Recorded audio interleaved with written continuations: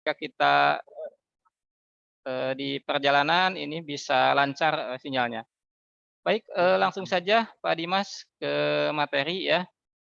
Jadi kalau beberapa pekan ke belakang kita sudah membahas tentang peran Muhammadiyah di berbagai bidang ya, baik itu bidang pendidikan, sosial kemasyarakatan, dan juga sebagainya. Dan kali ini tema kita adalah peran strategis Muhammadiyah di bidang kesehatan. Ya, sebagaimana kita ketahui bahwa pada tahun ini alhamdulillah Muhammadiyah telah membangun, klinik kesehatan ya di Kabupaten Subang. Nah, sebelum, kita berbicara tentang klinik nih, kira-kira, bagaimana sih peran Muhammadiyah di bidang kesehatan selama ini, Pak Dimas? Silakan. Bismillahirrahmanirrahim. Eh, Alhamdulillah salatu wassalam ala asrafil anbiya wal mursalin wa ala alihi wa sahbihi ajmain.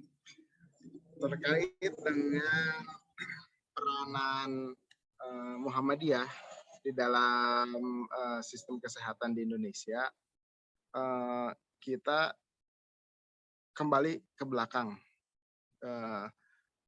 Di Muktamar ke-48 kalau nggak salah saya di Sulawesi, dirumuskan ada 3 pilar dakwah Muhammadiyah. Yang pertama pendidikan, yang kedua kesehatan, dan yang ketiga ekonomi. 3 pilar ini adalah fondasi dari inti pergerakan Muhammadiyah. Kenapa kesehatan menjadi salah satu pilar Muhammadiyah? Kalau misalkan kita lihat kembali ke belakang, Muhammadiyah itu sudah mulai mendirikan yang namanya klinik atau yang berkaitan dengan kesehatan semenjak tahun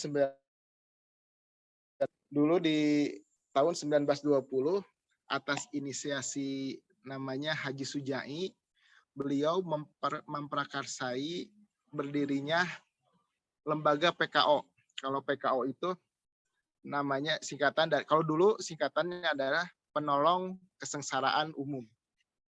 Nah, di tahun 1920 lembaga PKO sudah mulai diinisiasi oleh Haji Sujai. Lalu di tahun 1923 berdirilah klinik PKO Muhammadiyah yang tujuannya didirikannya PKO ini adalah untuk membantu menangani orang-orang anak-anak yatim dan orang-orang duafa yang ingin memeriksakan kesehatannya ke klinik gitu. Itu dari tahun 1923. Lalu dari 1928 kliniknya itu berkembang dan pindah tempat, dan namanya yang dulu singkatan Kesengsaraan Umum berubah menjadi Penolong Kesejahteraan Umat. Tapi di tahun 2000 berapa ya, saya lupa. Di tahun 2015 PKO itu berubah juga namanya menjadi PKU yang singkatan jadi Pembina Keselamatan Umat. Jadi jejak kontribusi Muhammadiyah dalam bidang kesehatan itu bahkan jauh ada sebelum Indonesia berdiri dari tahun 1920. Indonesia kan mulai berdiri di 1945. Nah, di tahun 1920 Muhammadiyah sudah berkontribusi dalam bidang kesehatan bahkan sebelum Indonesia lahir. Nah, bagaimana peran Muhammadiyah sekarang?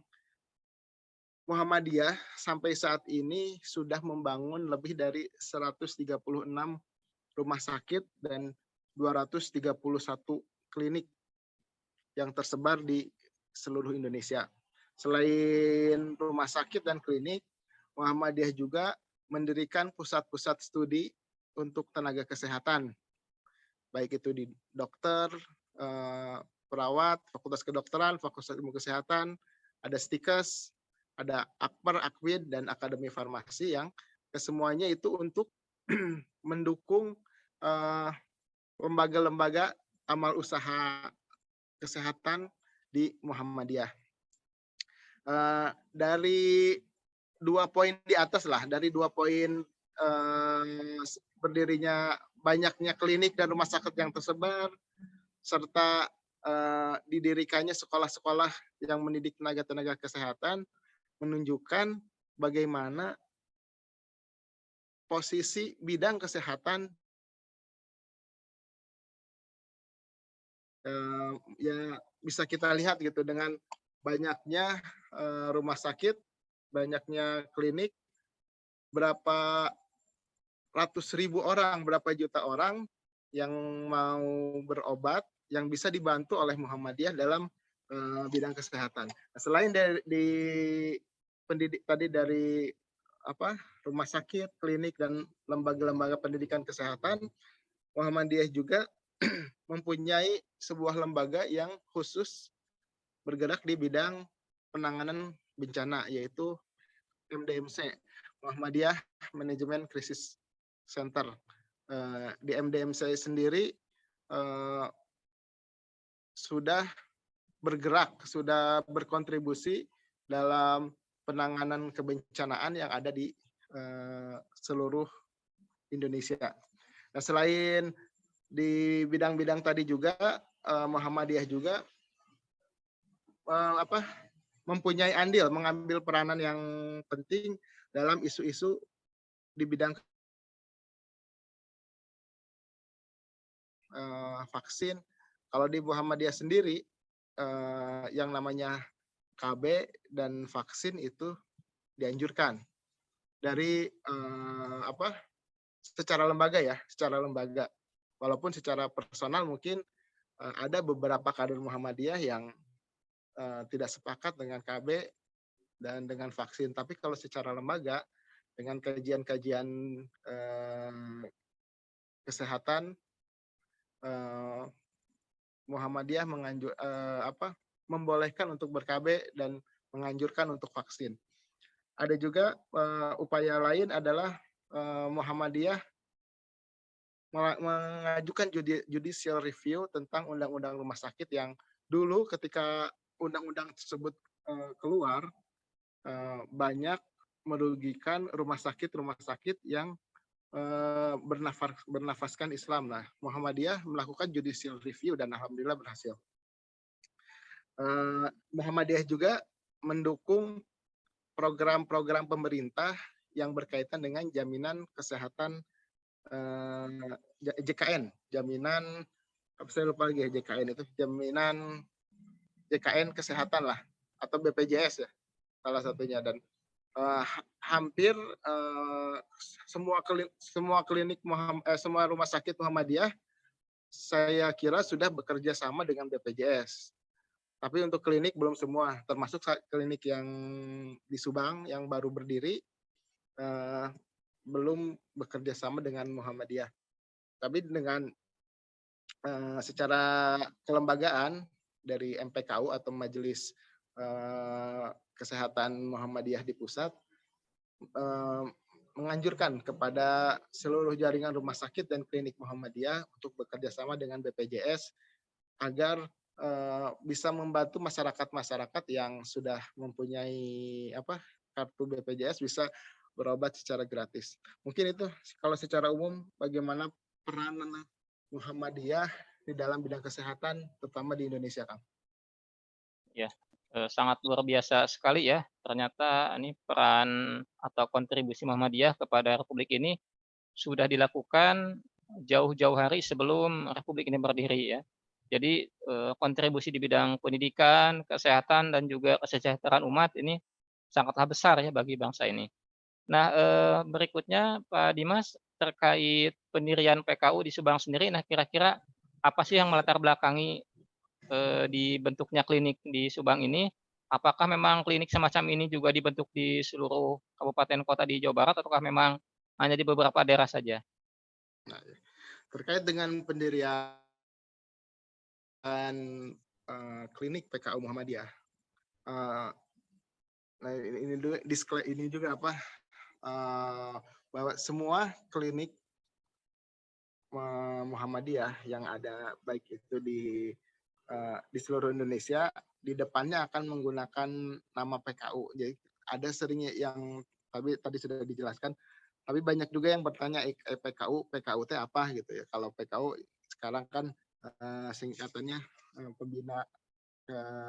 pembinaan keselamatan umat.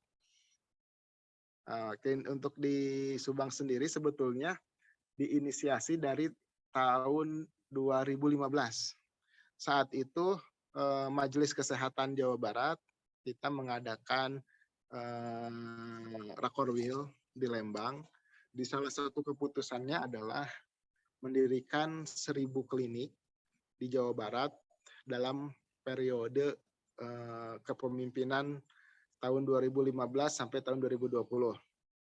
Nah, di dalam Rakorwil itu Subang mengajukan untuk menjadi salah satu kabupaten kota yang akan mendirikan klinik. Karena memang kalau melihat data, hampir di seluruh kota kabupaten di Jawa Barat itu sudah ada klinik Muhammadiyah.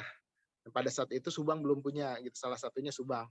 Nah, Bismillah gitu di Rakorwil itu kita mengajukan, insya Allah kita akan mendirikan klinik di Subang. Seiring waktu di tahun 2020 harusnya itu kan di akhir masa kepemimpinan ya, tapi karena ada COVID jadi diperpanjang. Nah, di tahun 2020 itu kembali keinginan untuk mendirikan klinik di Subang kembali dihidupkan gitu, yang dari tahun 2015 sampai 2020 sempat redup gitu, tapi di akhir 2020 alhamdulillah atas inisiasi dari ketua PDM Subang saat itu almarhum Pak Saifullah ZM, beliau kembali mengingatkanlah kepada bidang Majelis Kesehatan untuk ayo kembali, ini cita-cita kita untuk mendirikan klinik segera dimulai kembali lah. Dan menariknya, amazingnya gitu, almarhum Pak Haji Saifullah itu tidak hanya mendorong, tidak hanya secara motivasi saja untuk mendirikan klinik, tapi beliau dengan beliau juga menyumbangkan dana untuk pendirian klinik ini. Bahkan hampir 90% pembangunan klinik Muhammadiyah ini adalah atas jasa beliau gitu. Tapi qadarullah di perjalanan ternyata Allah memanggil almarhum lebih dahulu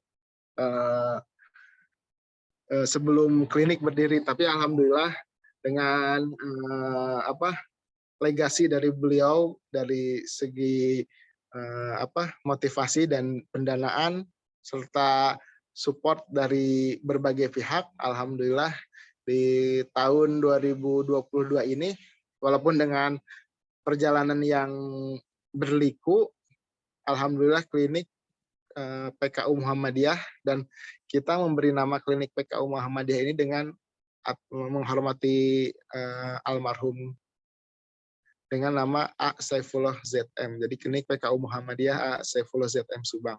Begitu Kang ceritanya Kang, secara ringkas.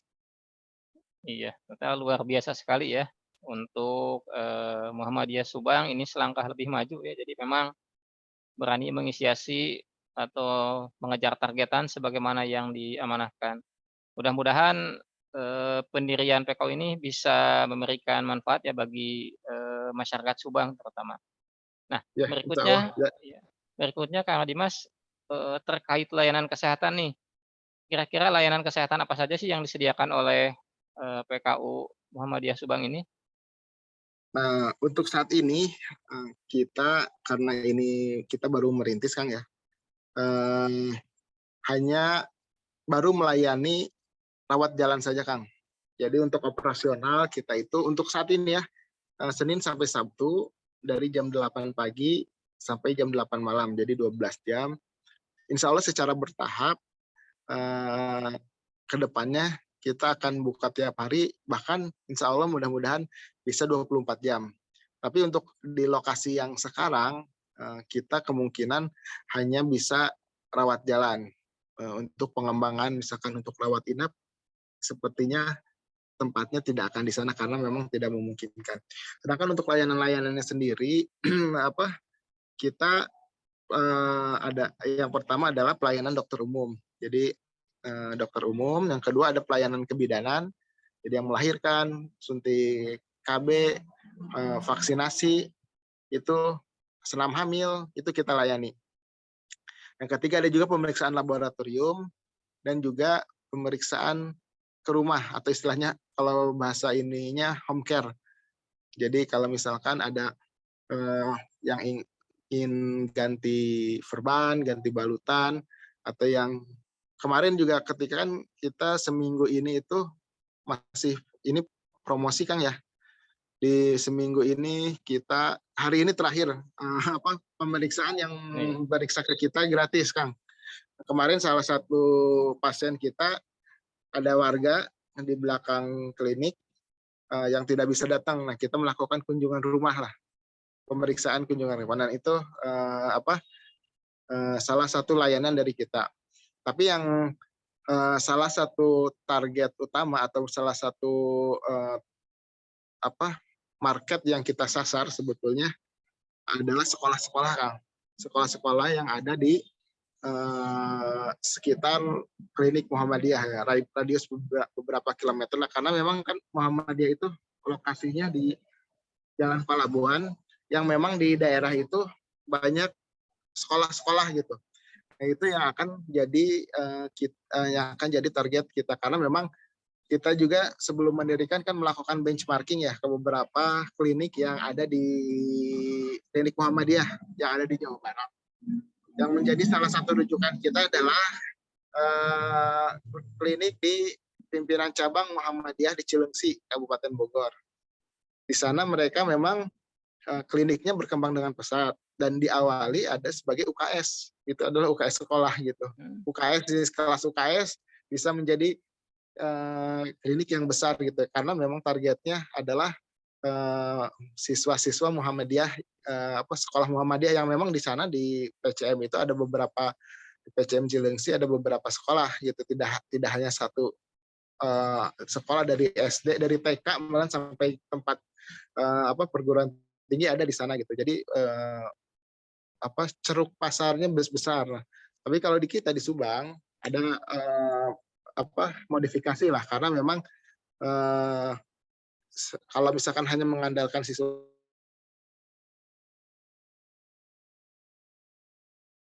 kita dikelilingi berdekatan dengan beberapa sekolah.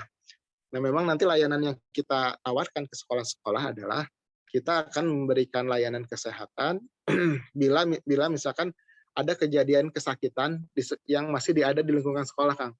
Kalau misalkan udah di luar lingkungan sekolah itu bukan tanggung jawab kita. Tapi kalau misalkan yang di lingkungan sekolah itu menjadi tanggung jawab kita dari sekolah-sekolah yang bekerja sama dengan kita.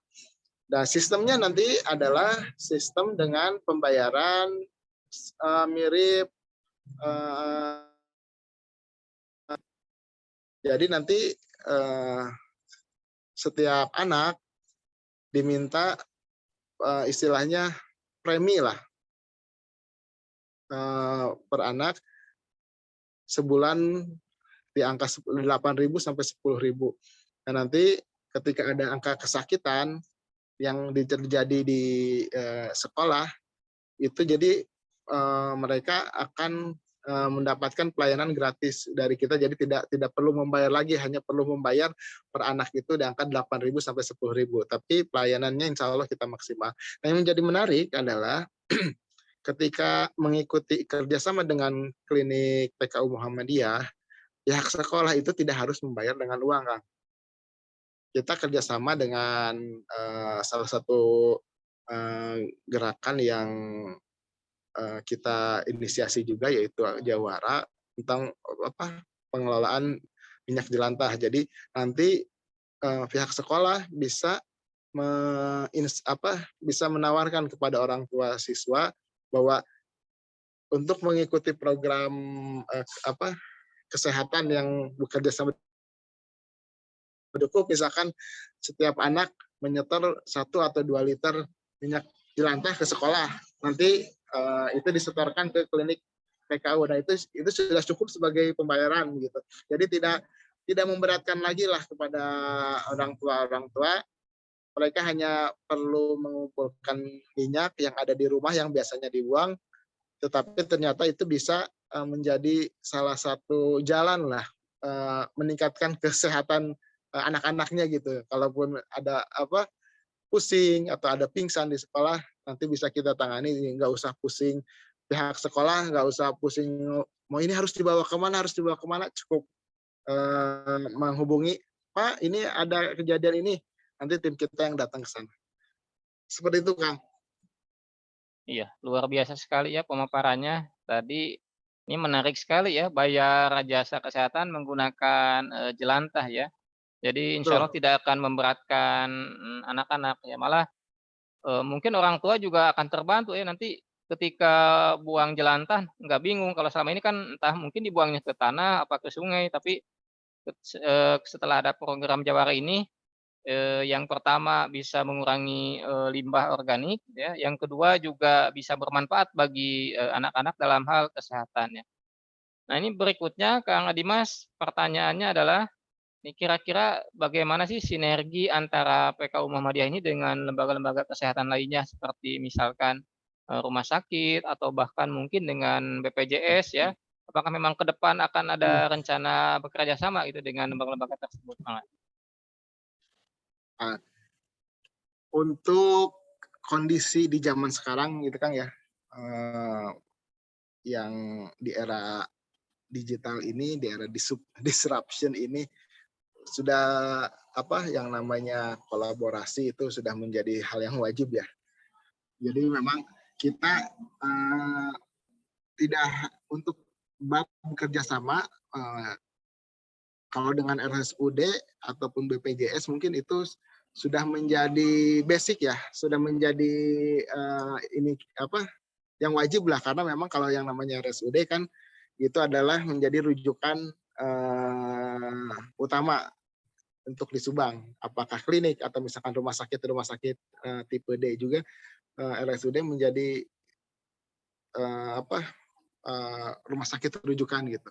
Insya Allah kita akan bekerja sama dengan RSUD, dengan BPJS juga, tapi ya bertahap insya Allah. Tapi untuk saat ini memang belum. Tapi kita akan BPJS itu menjadi salah satu target kita, karena memang yaitu seperti yang tadi saya jabarkan bahwa yang namanya BPJS itu dari Majelis Kesehatan Pusat itu sudah diinstruksikan untuk kita bekerja dengan BPJS, karena memang karena sistem kesehatan sekarang itu ya untuk banyak masyarakat yang sudah ikut bergabung dengan BPJS gitu. Jadi kemarin juga ketika kita pembukaan promo, banyak yang nanya ini ikut BPJS bisa nggak? Insya Allah ke depannya, untuk saat ini belum, tapi insya Allah ke depannya akan kita jalani. Dan selain RSUD ataupun BPJS yang dari pemerintah, nah itu tadi dengan era kolaborasi ini kita juga akan berkolaborasi dengan klinik-klinik yang ada di sekitar kita gitu, yang ada jadi kita menganggap klinik-klinik yang ada berdekatan dengan kita, itu kita tidak menganggapnya sebagai musuh atau sebagai saingan, Saingan, ya. bukan sebagai saingan, tapi itu sebagai mitra kita untuk memberikan layanan kesehatan kepada warga-warga di sekitar kita. Apa yang nanti bisa kita kolaborasikan, kita pasti akan berkolaborasi dengan mereka gitu. Tidak menganggap itu sebagai ancaman lah, karena memang di saat-saat seperti ini kalau kita hanya berjuang sendiri sangat tidak mungkin lah, harus bekerja sama dengan yang pihak-pihak stakeholder lain lah. Seperti itu, Kang. Iya. Luar biasa sekali ya tadi, apa yang akan dicapai oleh PKU Muhammadiyah ini ya. Mudah-mudahan semua rencananya bisa berjalan dengan baik. Nah, baik, tadi seluruh pertanyaan sudah kita bahas, mungkin ada harapan ke depannya seperti apa untuk, klinik, PKU ini, Kang Dimas? Ah, Cita-cita atau sebenarnya harapan ke depan ya? cita-cita kita memang, ini adalah sebagai suatu langkah awal ya, kontribusi Muhammadiyah di bidang kesehatan khususnya di Kabupaten Subang. Karena memang di MPKU itu di Majelis Kesehatan ada, istilah 4:1. Maksud 4:1 itu, eee, untuk mendirikan rumah sakit kita harus mempunyai, 4 klinik. Nah, jadi ke depannya memang klinik PKU Muhammadiyah A Saifullah ZM ini akan menjadi prototipe untuk, klinik Muhammadiyah yang ada di Kabupaten Subang. Karena memang ketika kita apa, masih dalam pembangunan untuk klinik ini, eee, beberapa cabang-cabang Muhammadiyah yang ada di Kabupaten Subang apa, sudah minta gitu, "Ayo bikin di Pagaden, bikin di Ciasem," gitu. Dan insya Allah, untuk, eee, klinik PKU Muhammadiyah Assafull ZM ini akan menjadi benchmarking bagi, cabang-cabang Muhammadiyah yang ingin mendirikan klinik di wilayahnya. Dan ketika misalkan sudah berdiri 4 klinik, insya Allah kita akan, target selanjutnya adalah mendirikan, rumah sakit Muhammadiyah ya. Kalau untuk klinik memang kita tertinggal ya dibanding, daerah-daerah lain di Jawa Barat tapi untuk, rumah sakit masih belum terlalu banyak. Tidak semua kabupaten memiliki, rumah sakit Muhammadiyah. Nah, target kita adalah ingin mendirikan, eee, apa, rumah sakit Muhammadiyah, tapi dengan, eee, apa membangun dulu lah 4 klinik dulu di, cabang-cabang Muhammadiyah yang lain. Seperti itu, Kang. Iya, luar biasa sekali ya nih cita-citanya. Mudah-mudahan ke depan ini, bisa berkembang juga klinik-klinik di PCM yang lainnya, di kecamatan yang lainnya, sehingga ke depan, Kabupaten Subang ya, PDM Subang bisa memiliki, rumah sakit atau RSUD yang memang bisa dimanfaatkan oleh, masyarakat secara luas. Baik Kang Amin amin Dimas, amin. terima kasih atas kehadirannya malam ini ya. Mudah-mudahan, apa yang tadi disampaikan bisa memberikan informasi secara jelas, khususnya kepada masyarakat Kabupaten Subang terkait, PKU Muhammadiyah ini ya. Dan mudah-mudahan tadi apa yang dicita-citakan, rencana-rencana ke depan bisa, terlaksana dengan baik, sehingga Muhammadiyah bisa lebih berkontribusi bagi, masyarakat Kabupaten Subang.